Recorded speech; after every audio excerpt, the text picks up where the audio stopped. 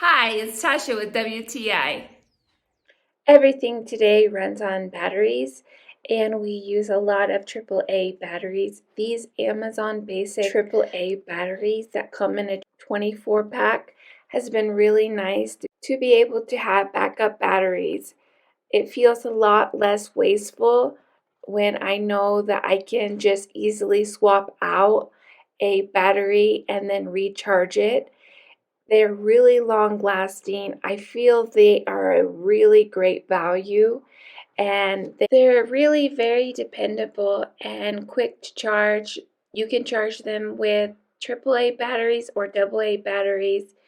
They go with any universal charger and so handy to have on hand. If you're looking to switch to rechargeable batteries, I would definitely choose Amazon Basics AAA rechargeable batteries. So that's my point of view.